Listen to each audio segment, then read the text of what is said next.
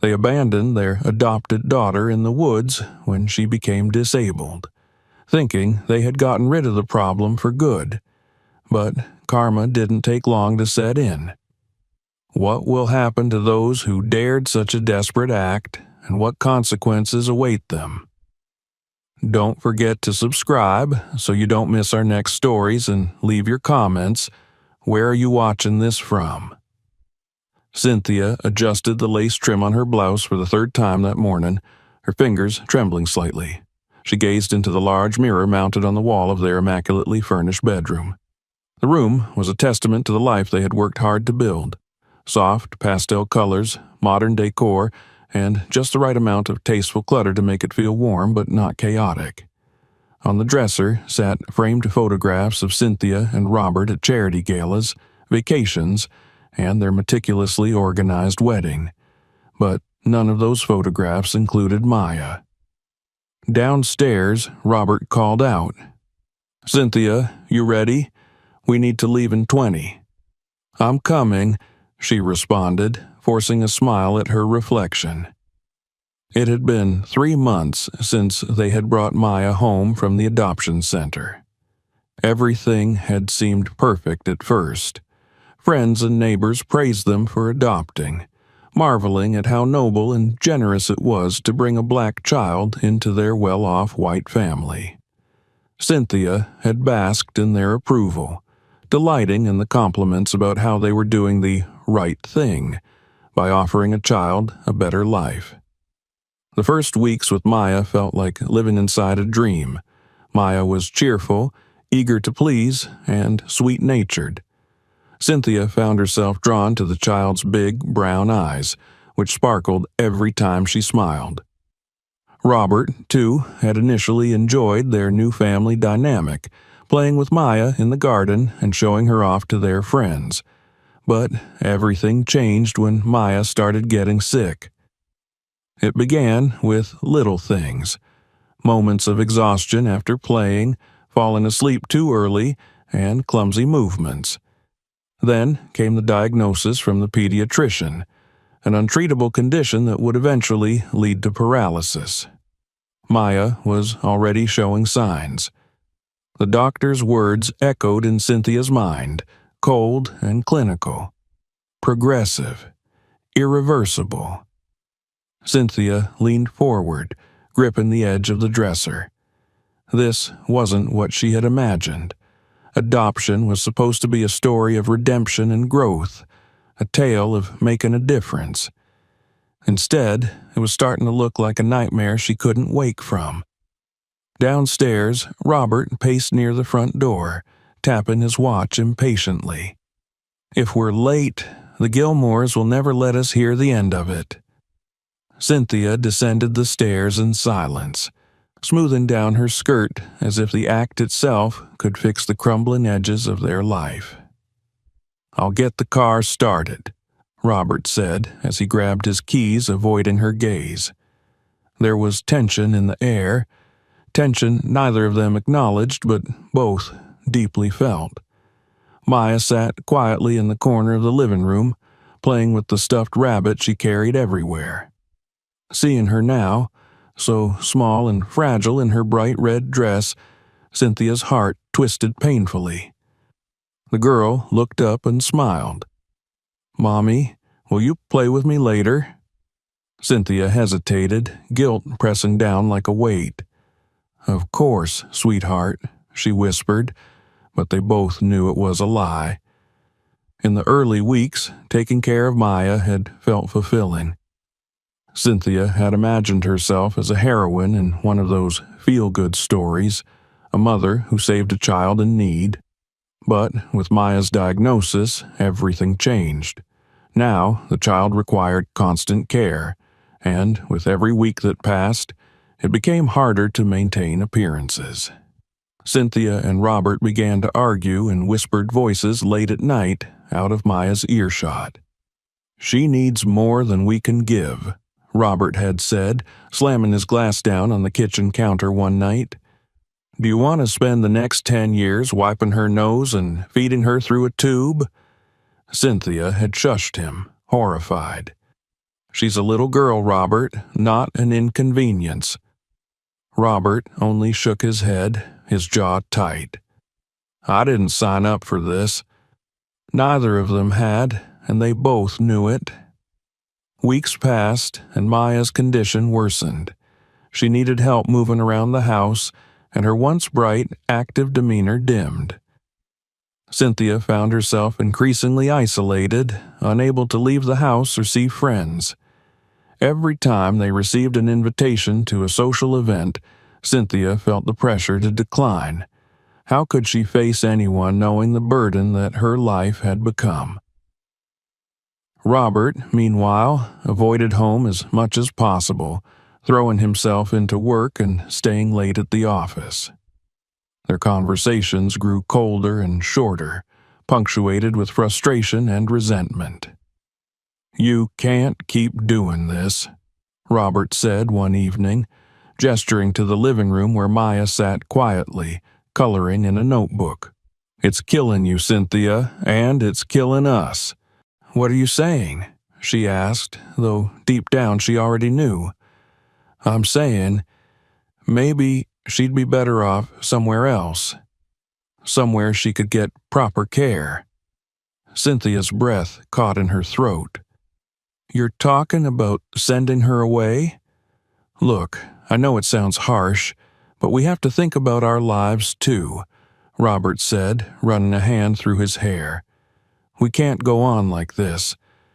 You know I'm right." Cynthia stared at him, horrified but unable to argue. A small part of her, a dark, shameful part she refused to acknowledge, agreed with him. Their lives would be easier without Maya, but the thought of abandoning the child filled her with a guilt so overwhelming it felt like drowning. One morning, as Cynthia helped Maya get dressed, the little girl looked up at her with those wide, trusting eyes. "Mommy, will I get better soon?" she asked softly. Cynthia's heart shattered. "I don't know, baby," she whispered, brushing the girl's hair. Maya hugged her stuffed rabbit tighter. "It's okay, as long as I have you and Daddy." Cynthia fought back tears, but later that day, after Robert came home from work, he approached her with an unsettling calmness. "We need to talk," he said. Cynthia knew what was coming, but she let him speak anyway, hoping against hope that he wouldn't say what she feared. "We should take her to the woods," Robert said quietly. "Leave her there. It's the only way, Cynthia." She recoiled, horrified. "You're insane." "It's the best thing for all of us. She won't suffer, and we'll finally be free." "No." Cynthia shook her head, but her voice lacked conviction. "We have to," Robert insisted. "This is our only chance." Cynthia knew deep down that this moment had been building for weeks. She knew she was too weak to fight him, and so, against every maternal instinct in her heart, she agreed. The morning they left for the forest was bright and clear. Robert packed a picnic basket to keep up appearances. Maya was thrilled, excited about a day outside with her parents. The drive was filled with Maya's innocent chatter. "Can we pick flowers? Will we see any animals?" "Yes, baby," Cynthia whispered, her hands trembling on the steering wheel. When they reached the clearing deep in the woods, Robert helped Maya out of the car and placed the picnic basket beside her. "We'll be right back, sweetheart," Cynthia said, forcing a smile through the tears burning in her eyes. Maya smiled back, completely trusting. "Okay, Mommy." They walked away slowly, leaving Maya sitting on a blanket with her stuffed rabbit, unaware of what was happening. Cynthia's legs felt like lead as they made their way back to the car. Once inside, she collapsed into the passenger seat, sobbing uncontrollably. Robert started the engine, avoiding her gaze. "It's done," he said, his voice cold and distant. "We'll never speak of this again." Cynthia buried her face in her hands, the enormity of what they had done crashing down on her. But as they drove away from the forest, The first threads of something dark and ominous began to unravel in both their minds. This was only the beginning. When they returned home, the house felt eerily quiet, as though it knew what they had done. Cynthia stood in the doorway, her chest tight with guilt. In the silence, the weight of their actions settled over them like a suffocating blanket. And then, as Cynthia climbed the stairs to their bedroom, she noticed it for the first time: Maya's stuffed rabbit lying on the foot of their bed. Her breath caught in her throat. How had it gotten here? The air inside the house seemed heavy, as though it carried the weight of guilt that neither Cynthia nor Robert dared to confront. For days after they left Maya in the woods, an unspoken tension stretched between them, taut like a wire about to snap. Cynthia walked through the house like a ghost, her mind filled with the sound of Maya's innocent laughter, the image of her small frame against the sunlight filtering through the forest canopy. But she couldn't bring herself to speak of it, and Robert didn't seem to care. He carried on with his routines as though nothing had happened, leaving for work early, coming home late, and drowning his conscience in work and alcohol. Every time Cynthia tried to say something, anything, Robert's cold, dismissive gaze shut her down. "It's done," he would repeat whenever she mustered the courage to bring up Maya. "There's no point in looking back." Cynthia began to wonder if he truly felt nothing, or if the facade he wore so perfectly was simply another layer to his denial. Late one night, after Robert had fallen asleep, Cynthia sat on the couch, wrapped in a blanket, watching the flicker of the television without really seeing it. Her mind drifted, replaying every moment in the forest, from the way Maya smiled up at them to the way her little hand clutched that worn stuffed rabbit. Her breath hitched. The rabbit. How had it ended up on their bed? She hadn't said anything to Robert about it, unsure if she had imagined the whole thing, but she knew. Deep down, she knew it hadn't been there before. A soft creak from the hallway snapped her from her thoughts.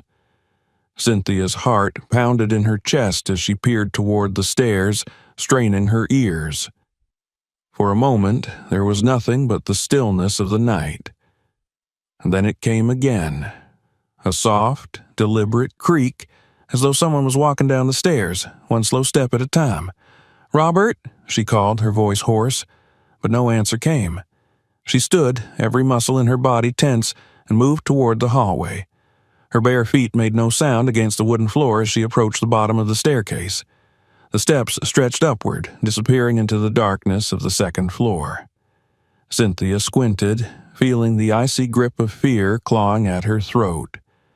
And then, from the top of the stairs, she heard it. A soft, familiar voice, high-pitched and gentle. "Mommy?"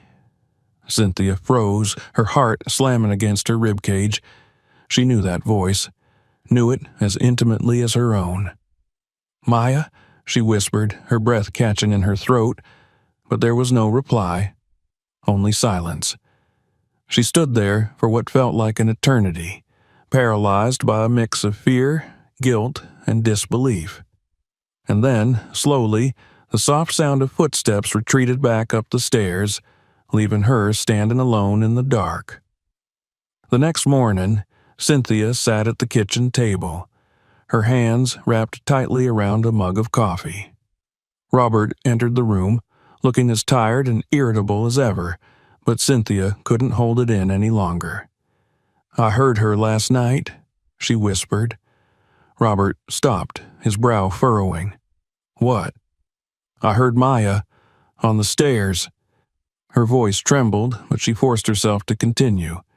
She said, "Mommy." Robert stared at her, his expression a mixture of disbelief and annoyance. "You're exhausted," he muttered, pouring himself a cup of coffee. "You need to stop obsessing over this." I know what I heard, Cynthia insisted, her voice growing sharper. And it's not just that. Her rabbit was on the bed the night we came back. How do you explain that? Robert set his mug down with a heavy thud. You're imagining things. It's the guilt, Cynthia. We both knew this would be hard, but we did what we had to do. No. She shook her head, tears welling in her eyes. Something's wrong, Robert. Something is happening. He exhaled, exasperated. Nothing is happening. You need to let this go, Cynthia. But she couldn't. And deep down, Robert knew it too. Over the next few days, the strange occurrences grew worse. Doors they had locked would be found open. Cynthia heard faint giggles in the dead of night, as though Maya was playing somewhere just out of sight.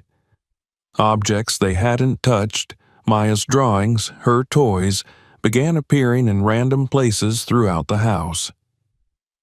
One evening, while Cynthia was in the laundry room, she found one of Maya's crayons lying on top of the washing machine. It was broken in half, the same way Maya used to break them when she pressed too hard. Cynthia stared at it for a long time, her pulse racing, before finally shoving it into her pocket. When she confronted Robert about the new incidents, he dismissed her again. You're working yourself up, he said. You need to stop thinking about it. She's not here. But Cynthia knew better. Maya was here, in some way she couldn't explain, and it terrified her. One night, Cynthia woke with a start to the sound of something clattering in the living room. Heart pounding, she nudged Robert awake. Did you hear that? Robert groaned. What now? There's someone in the house, Cynthia whispered urgently. Robert sighed heavily, but got out of bed. They both crept downstairs, the dim moonlight filtering through the windows, casting eerie shadows across the walls. When they reached the living room, they froze. On the coffee table lay one of Maya's drawings, a crude crayon sketch of 3 figures holding hands, a man, a woman, and a small girl. It was a picture Maya had drawn shortly after they brought her home. But beneath the picture, scrawled in jagged letters, was a single question: Why did you leave me? Cynthia let out a strangled sob, her hands flying to her mouth. Robert stared at the drawing, his face pale. This has to be some kind of sick joke, he muttered, though his voice wavered. Someone must have broken in. Who? Cynthia whispered, tears streaming down her face. Who would do this? Robert had no answer. The next morning, Cynthia couldn't take it any longer. She needed to know what had happened to Maya. She called every hospital and police station within the area, but there were no reports of a missing child matching Maya's description. It was as though she had vanished into thin air. In desperation, Cynthia reached out to Rosa, the woman who ran the adoption center where they had first met Maya. Rosa listened quietly as Cynthia stammered through the story, leaving out the part about abandoning Maya in the woods. I just need to know if anyone has seen her, Cynthia pleaded. There was a long pause on the other end of the line, then Rosa spoke, her voice calm but firm. Maya was found in the woods. Cynthia's heart stopped. What? Someone found her and brought her to me, Rosa continued. She's safe now, but she won't be coming back to you. Cynthia felt the world tilt beneath her feet. Please, we made a mistake. We need her back. Rosa's voice hardened. You abandoned her. You left a little girl alone in the forest to die. You don't deserve to have her back. Tears spilled down Cynthia's cheeks. Please, Rosa, I reported you to the authorities, Rosa said. There will be consequences.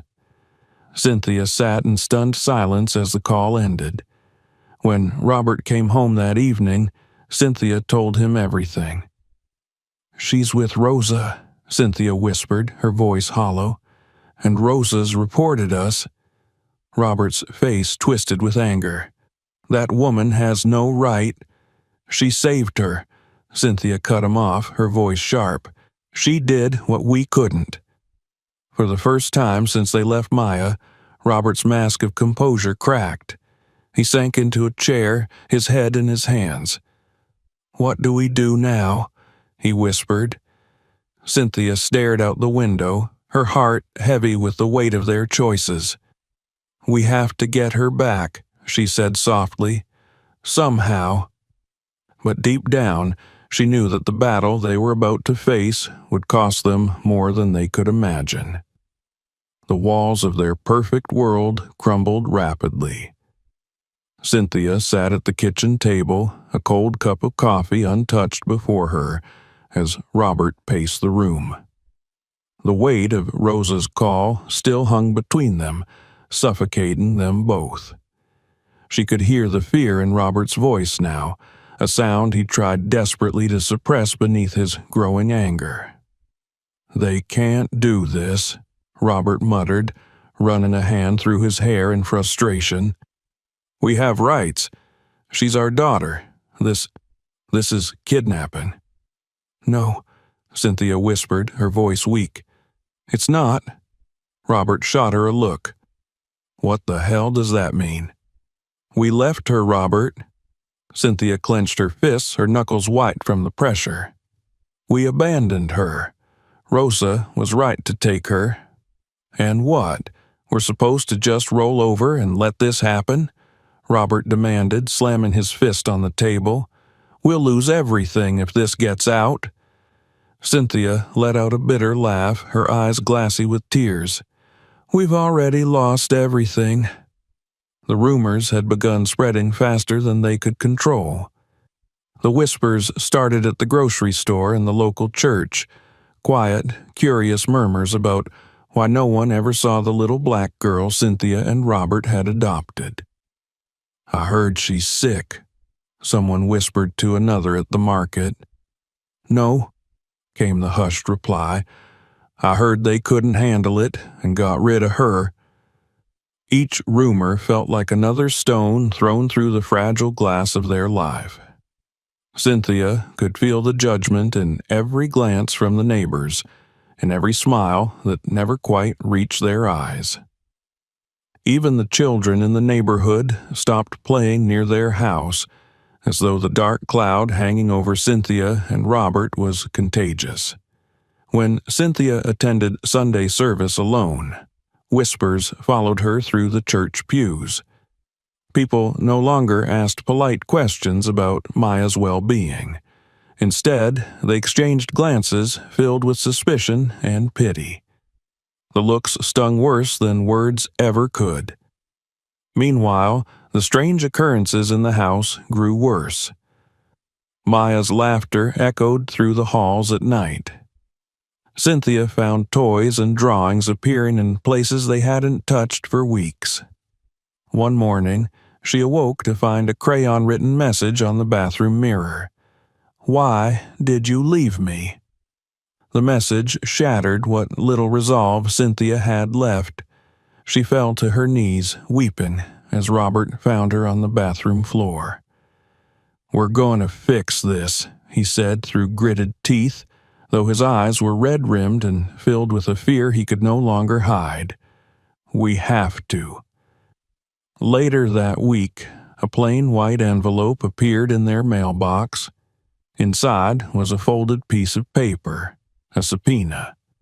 Rosa had filed an official complaint for child abandonment, and the legal system was now involved. Cynthia's heart sank as she read the words, her hands trembling. "They're going to take everything from us," she whispered, handing the paper to Robert. He read it in silence, his expression darkening with every word.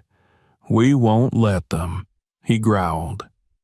The legal battle began swiftly. Robert hired a lawyer, a sharp and expensive man named Lawrence, who promised to neutralize the case against them. But from the moment the trial began, it was clear that things were not in their favor. The prosecutor laid out the facts with brutal precision. Cynthia and Robert had adopted a child to present an image of kindness and progressiveness to the community. But when the child's health deteriorated, they abandoned her in the forest, hoping to escape the burden she had become.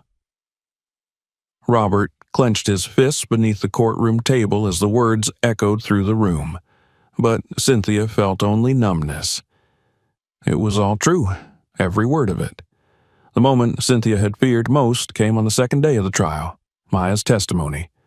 The courtroom doors opened, and the little girl wheeled into the room, accompanied by Rosa, whose steady presence gave Maya the confidence to face the people who had betrayed her. Cynthia's heart shattered at the sight of her. Maya's face was pale but calm, her dark eyes no longer holding the innocent sparkle they once had. Instead, there was a guardedness in her gaze, a wariness that no child her age should ever have to carry. When the prosecutor asked if Maya wanted to return to Cynthia and Robert, the courtroom held its breath. Maya's small voice was clear but firm. "No," she said, "I don't want to go back." Cynthia's world tilted as she heard those words. Tears welled in her eyes and she bit her lip to keep from sobbing. "Can you tell us why, Maya?" the prosecutor asked gently. Maya nodded. "Because they left me," she whispered, her voice trembling but determined. "I was scared, and they didn't come back. But Rosa found me. She made me feel safe." Cynthia buried her face in her hands, unable to hold back the tears any longer. Robert sat stiffly beside her, his jaw clenched so tightly it looked like it might shatter. The court's decision was swift. Maya would remain under Rosa's guardianship, and Cynthia and Robert were officially stripped of their parental rights. They left the courtroom in silence, their defeat absolute. Outside the courthouse, reporters swarmed them, cameras flashing and microphones thrust into their faces. Robert shoved his way through the crowd, pulling Cynthia behind him, but the damage was already done. Their names were now synonymous with cruelty and betrayal. When they finally reached the safety of their car, Robert slumped into the driver's seat, his hands gripping the steering wheel until his knuckles turned white. "This isn't over," he muttered through gritted teeth. "We'll find a way."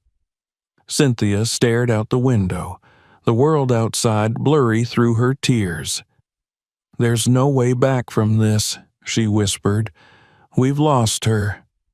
Robert's silence was heavy, but Cynthia knew that in his heart he felt the same. They had lost everything that mattered, not just their daughter, but the very core of who they had once been. In the following days, their home felt like a graveyard, cold, quiet, and filled with the ghosts of what might have been. Cynthia wandered through the house aimlessly, clutching Maya's drawings and stuffed toys, the weight of regret suffocating her. Robert, unable to cope with the fallout, threw himself further into work, staying out late and avoiding Cynthia as much as possible. Their marriage, once built on shared dreams and ambitions, now lay in ruins. One night, Robert returned home after midnight, the stench of whiskey clinging to his clothes. He staggered into the kitchen, where Cynthia sat at the table, staring blankly at a photograph of Maya. "This is your fault," he slurred, his voice filled with bitterness. "If you hadn't, if you just listened to me." "Don't," Cynthia whispered, her voice hollow. "Don't you dare put this on me." Robert sneered. "You were too soft, too weak." Cynthia stood, her chair scraping loudly against the floor. "I was her mother. You were supposed to be her father." Robert let out a bitter laugh. "Well, you did a hell of a job." Something inside Cynthia snapped. "Get out," she whispered, her hands trembling with rage. "Get out of this house." Robert stared at her, his expression unreadable. Then, without another word, he turned and stumbled toward the door. As the front door slammed shut behind him, Cynthia sank to the floor, her body racked with sobs. She knew, deep down, that Robert wasn't coming back. And she didn't care. The following morning, Cynthia woke to an unbearable silence. Robert's things were gone, and the bed beside her was cold and empty. She sat up slowly, her heart heavy with the weight of everything she had lost. The house, once filled with the sounds of Maya's laughter and Robert's booming voice, was now nothing more than an empty shell.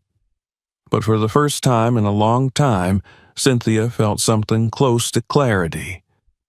She had lost her husband. She had lost her daughter. But she was still here. And somehow she had to find a way to keep going. There was only one thing left to do. She would fight, not to get Maya back, but to become the person her daughter deserved. Even if Maya never forgave her, Cynthia would spend the rest of her life trying to make things right. It was the only way forward. The loss of Maya and the collapse of her marriage left Cynthia adrift, her life unraveling with every passing day. Yet, even as grief weighed on her, a flicker of resolve began to stir deep within her. Maya might never come back to her, but Cynthia knew that she couldn't live with herself unless she fought to prove she could be better. She had to try, for Maya's sake, if not for her own. It took all the strength Cynthia had to return to the adoption center where Rosa worked. Her hands trembled as she stood outside the building, gazing at the colorful mural on the walls, paintings of children's hands forming bright patterns across the brickwork. For a moment, she almost turned away, but something stopped her. Maya deserves more from me. When she finally stepped inside, the warmth of the place struck her like a wave. Children's laughter echoed from the playrooms, filling the air with a sense of life and joy Cynthia hadn't felt in what seemed like an eternity. Rosa appeared in the doorway, her expression guarded as their eyes met. "You shouldn't be here," Rosa said calmly, though there was no malice in her voice. "I know," Cynthia whispered, "but I need to see her." Rosa shook her head. "You gave up that right." "I want to make things right," Cynthia pleaded, her voice cracking. "Please, just let me talk to her, just once." Rosa crossed her arms. "You think words will fix what you did?" "No," Cynthia admitted. "I know they won't. But I need her to know that I won't stop trying. Not until I become someone she can be proud of." For a long moment, Rosa studied her, weighing the sincerity in her words. Then, with a sigh, she relented. "Maya's in the playroom, but I won't make her see you if she doesn't want to." Cynthia nodded, her throat too tight to speak. When Cynthia stepped into the playroom, her heart shattered at the sight before her. Maya was sitting on the floor, surrounded by dolls and coloring books. Her wheelchair sat nearby, folded neatly to the side. She looked healthier now, brighter, more animated, as though the love she had found with Rosa had begun to heal the wounds Cynthia and Robert had inflicted. "Maya?" Cynthia's voice was soft, trembling. Maya looked up, her expression unreadable. There was no recognition in her eyes, only a guarded curiosity. "What are you doing here?" she asked quietly. Cynthia knelt down slowly, keeping her distance. "I came to say I'm sorry." The words felt inadequate, pitiful even, but they were all she had. Maya's small hands tightened around the doll in her lap. "You left me." "I know," Cynthia whispered, "and I'll regret it every day for the rest of my life." Maya studied her for a moment, her dark eyes unwavering. "You didn't come back." "No," Cynthia admitted. "I didn't, and I'll never forgive myself for that." For a long moment, Maya said nothing. Then, finally, she asked, "Why now?" Cynthia's breath hitched. "Because I want to change, Maya. I want to be better. And even if you never want to see me again, I'll keep trying to be the person you deserved from the start." Maya's gaze softened just slightly, though she didn't smile. "I'm happy here, with Rosa." Cynthia's heart twisted painfully, but she forced a smile. "I know, and I'm glad." Leaving Maya at the adoption center that day was one of the hardest things Cynthia had ever done, but it marked the beginning of her fight. Determined to show that she could change, Cynthia threw herself into the legal battle, hoping that the court would see her efforts and grant her another chance at motherhood. Her lawyer, Lawrence, was skeptical. "You know they'll fight you on this," he warned during one of their meetings. "Rosa's got a strong case, and you've made, let's just say, questionable decisions." "I know," Cynthia said firmly, "but I have to try." The court hearings dragged on for weeks.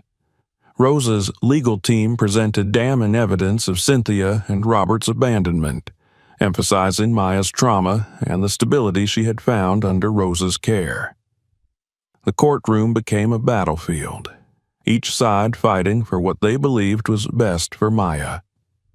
One particularly tense day in court, Rosa took the stand. Her testimony was calm but devastating. "Maya was broken when I found her," Rosa told the judge. "She had been left alone, scared and helpless in the woods. No child should ever experience that." Cynthia sat frozen in her seat, each word cutting into her like a knife. Rosa's truth was undeniable, and Cynthia knew there was no escaping it. When Cynthia took the stand, she could feel the weight of every judgmental stare in the room. "I made a terrible mistake," she began, her voice steady but filled with emotion. "I let fear control me, and in doing so, I hurt the person I was supposed to protect the most. But I'm not asking for forgiveness today. I'm asking for a chance to prove that I can be better." There was a heavy silence as the judge leaned forward, peering at Cynthia over his glasses. "Why should this court believe you've changed?" he asked. Cynthia swallowed hard, her eyes glistening with unshed tears. "Because I'll never stop trying," she whispered. The court's decision came at the end of a grueling hearing. Maya would remain with Rosa, but the judge acknowledged Cynthia's efforts. "This court believes that redemption is possible," he said solemnly, "but it must be earned." Cynthia was granted supervised visits with Maya, with the understanding that further contact would depend on her continued efforts to rebuild trust. Outside the courthouse, Rosa approached Cynthia. "You did the right thing today," she said quietly. Cynthia nodded, though the pain of losing Maya still weighed heavily on her heart. "Thank you," she whispered. Rosa studied her for a moment before offering a rare smile. "Keep doing the right thing, Cynthia, for Maya's sake." As Rosa walked away hand in hand with Maya, Cynthia stood alone on the courthouse steps, a mixture of hope and sorrow swirling in her chest. She had lost the battle, but the war for redemption was far from over. That night, Cynthia returned to an empty house, the silence heavier than ever before. But for the first time in a long while, she felt a glimmer of peace. The path ahead would be long and painful, but it was a path she was finally willing to walk. She sat down at the kitchen table, pulled out a notebook, and began writing a letter to Maya, filled with all the words she hadn't been able to say before. "I'm sorry," she wrote, "and I will keep saying it every day in every way I can, until you believe me." It wasn't much, but it was a start. The air inside Cynthia's house was thick with memories. The silence that once suffocated her now felt like an empty stage, waiting for the first act of a new life. Every day was a battle a quiet struggle to find meaning and purpose beyond the ruins of what she had lost. She knew Maya was happier with Rosa, and that knowledge both comforted and tore at her. Robert's departure was sudden but unsurprising. One morning, Cynthia woke to find his clothes gone from the closet, his toothbrush missing from the bathroom sink, and a note on the kitchen counter. "I need a fresh start. Maybe we both do. Take care of yourself." The note stung, but Cynthia realized she wasn't surprised. Robert had been slipping away for months, and now he was simply gone. She sat at the table, crumpling the note in her fist, and felt something unexpected. Relief. With Robert gone, Cynthia set about rebuilding her life, though the process was painful and slow. She threw herself into volunteer work, deciding that if she couldn't be Maya's mother, she could at least help children who needed support. At first, the work felt awkward and unfamiliar. But little by little, Cynthia found purpose in the small victories, reading to children at the shelter, organizing activities for kids with disabilities, offering quiet comfort to those who had no one else. She also kept up her visits with Maya, though they were always difficult. The first few meetings were filled with tense silences, Maya's gaze cool and guarded. But Cynthia persisted, bringing small gifts, coloring books, puzzles, and new dolls. Slowly, Maya began to relax around her again, though she never called her Mommy. Months passed, and Cynthia's life settled into a new rhythm. She found solace in her routine, though the ache for Maya never left her. One day, as Cynthia was helping a little boy at the shelter with his drawing, her phone buzzed with a text. She glanced at the screen and saw a message from Rosa. "We're at the park today. Maya wants to see you." Cynthia's heart raced. She grabbed her coat and hurried out the door, her pulse quickening with every step toward the small park where Rosa had taken the children. When Cynthia arrived, she saw them instantly. Maya sitting on a bench beside Rosa, her wheelchair parked nearby. The sight of her daughter, sitting peacefully in the sunlight, sent a rush of emotions through Cynthia. She approached slowly, careful not to startle Maya. When the little girl saw her, a flicker of recognition crossed her face, and to Cynthia's surprise, Maya smiled. "You came," Maya said softly. Cynthia knelt down beside her. "I'll always come," she whispered. "Every time." Rosa gave Cynthia a small nod of approval before stepping aside, giving them a moment alone. "Do you want to play?" Cynthia asked, gesturing toward the playground. Maya hesitated, then nodded. "Okay." Together they went to the swings. Maya couldn't use them herself, but Cynthia gently pushed the swing for her, listening to her soft giggles as the wind tousled her curls. For the first time in what felt like forever, Cynthia's heart felt lighter. Cynthia's visits with Maya became more frequent after that day. Though the court still required supervision, the sessions began to feel less like obligations and more like moments of real connection. Maya didn't always talk much, but she began to share little pieces of her world, showing Cynthia her favorite toys, telling her about the books Rosa read to her at night. One afternoon, as Cynthia helped Maya with a puzzle, the little girl asked quietly, "Why did you leave me in the woods?" The question cut through Cynthia like a knife.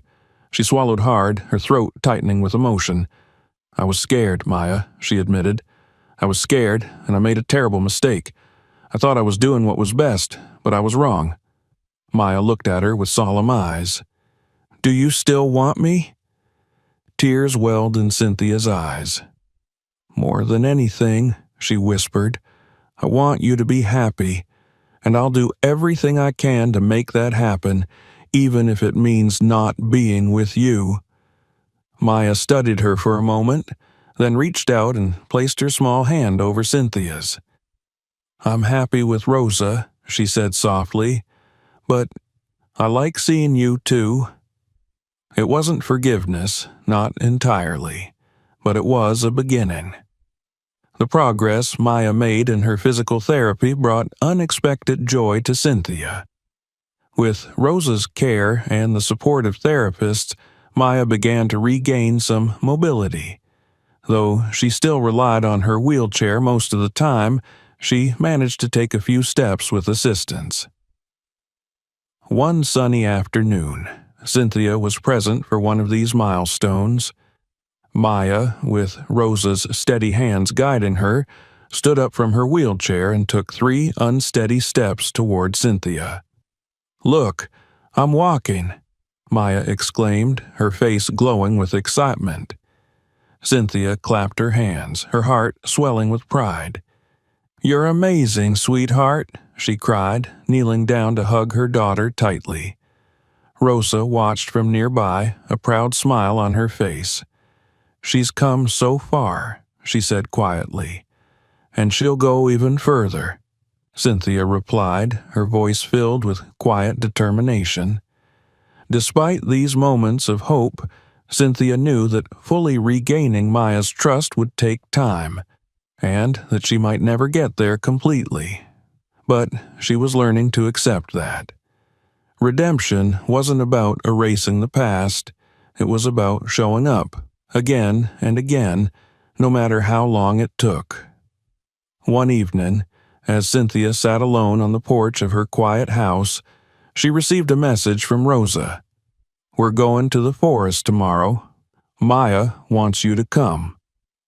Cynthia stared at the message for a long time, her heart pounding. The forest was a place haunted by ghosts of her worst mistake, but it was also the place where she would have to prove, once and for all, that she had changed. With a deep breath, she typed her reply, "I'll be there." The next day, Cynthia arrived at the edge of the woods, her heart heavy with memories. Maya was waiting for her with Rosa, sitting in her wheelchair, a look of quiet expectation on her face. "Are you ready?" Rosa asked, her gaze steady. Cynthia nodded, though fear twisted in her gut. "I'm ready." Together they entered the forest. Maya's small hand rested on Cynthia's as they walked along the path, the trees whispering secrets in the breeze. The past lingered in every step, but for the first time, Cynthia felt that she could face it. As they reached the clearing where it had all begun, Maya looked up at Cynthia and smiled. "Can we stay a little longer?" Cynthia knelt beside her, brushing a curl from her daughter's face. "For as long as you want," she whispered. And in that moment, surrounded by the quiet beauty of the forest, Cynthia knew that she had finally taken the first real step toward the future, not just for herself, but for Maya. There was still a long way to go, but they would walk it together. The forest clearing, once filled with Cynthia's guilt and regret, now seemed brighter, almost peaceful. The trees, bathed in soft sunlight, no longer loomed over her with shadows of shame. Maya sat contentedly in her wheelchair, clutching a flower she had picked along the path. Cynthia knelt beside her, feeling a strange but welcome calm settle in her heart. It wasn't just a new beginning. It was a promise, to Maya, to herself, and to the life they were building together. For a long time they stayed in the clearing without speaking. Cynthia let Maya take the lead, knowing that this moment was not hers to control. Maya smiled up at the sky, her curls dancing gently in the breeze. It was a quiet kind of peace, the kind that had been missing for so long. "Do you think we'll come back here again?"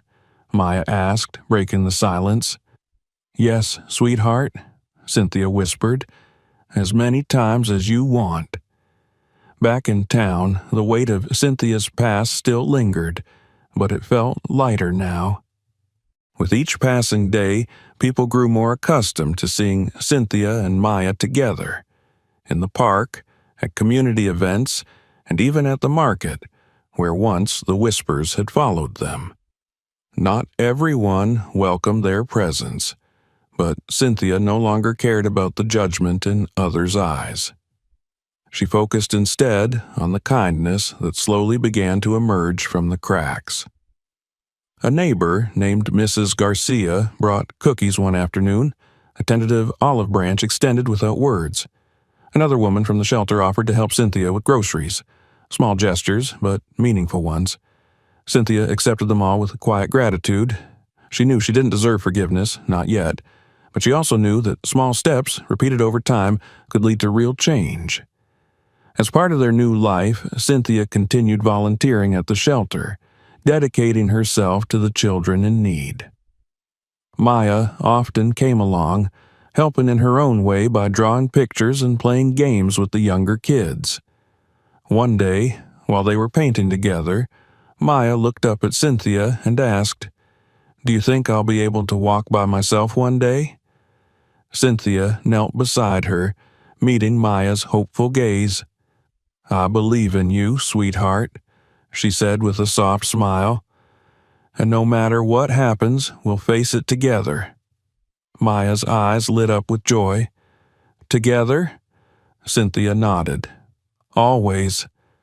Months passed, and Maya continued making progress in her therapy. The doctors were optimistic, though they reminded Cynthia that some challenges would remain. Maya might never walk without assistance, but with enough love and support, she could still live a full and happy life. Cynthia clung to that hope with everything she had. She attended every therapy session, cheered at every small victory, and comforted Maya on the hard days when the progress seemed too slow. They celebrated each step forward, no matter how small. During one session, Maya managed to walk 10 steps with the help of a walker. Cynthia watched with tears in her eyes as her daughter beamed with pride. "I did it!" Maya exclaimed, looking back at Cynthia. "Yes, you did, baby," Cynthia whispered, her heart overflowing with love. One crisp autumn morning, Cynthia received an unexpected letter in the mail. It was from the court, notifying her that her supervised visits with Maya were no longer required. The judge had reviewed her progress and determined that she was fit to have shared custody. Tears of joy streamed down Cynthia's face as she read the letter. It wasn't full custody, but it was more than she had dared hope for. She folded the letter carefully and placed it on the kitchen table, letting the moment sink in. Later that day, she shared the news with Maya during their picnic in the park. "Does that mean we can spend more time together?" Maya asked, her eyes wide with excitement. Cynthia smiled, brushing a curl from Maya's forehead. "Yes, sweetheart, we'll have so much more time." Maya hugged her tightly. "I'm glad, Mommy." The word Mommy hit Cynthia like a wave, washing away every doubt she had carried. She held Maya close, her heart full of gratitude and hope. Their first night together in Cynthia's home felt like a dream. Maya insisted on bringing all her favorite toys, and they spent hours arranging her room just the way she wanted.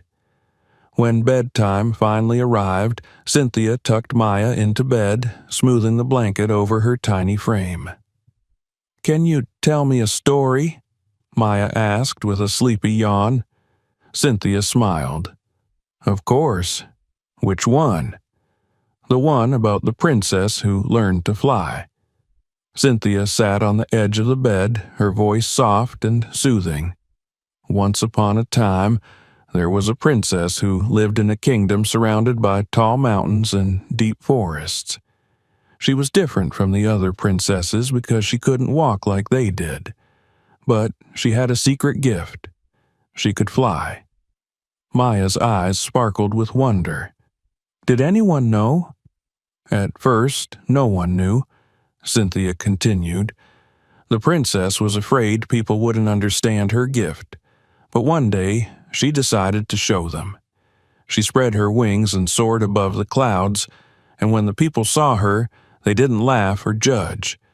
They cheered because they finally understood that being different made her special. Maya yawned again, snuggling deeper under the covers. I like that story. So do I, Cynthia whispered, leaning down to kiss her forehead. Good night, my little princess. Good night, Mommy, Maya murmured, her voice drifting off into sleep. Cynthia stayed by her side a little longer, watching the rise and fall of her daughter's breath.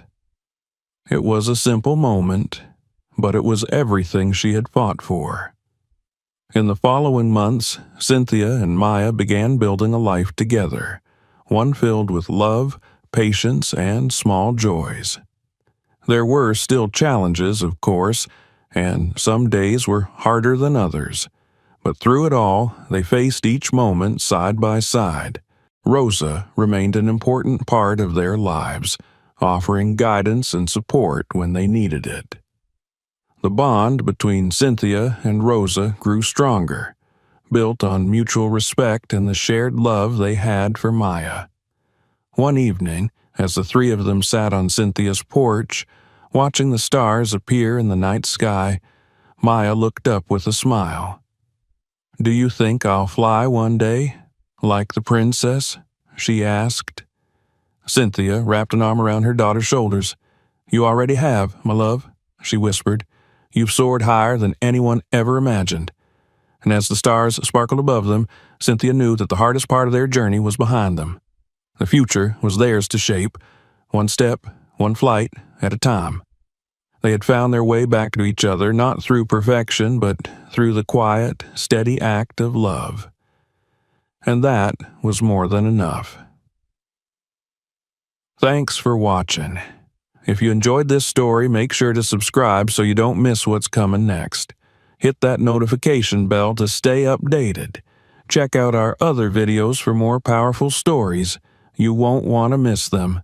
See you in the next one.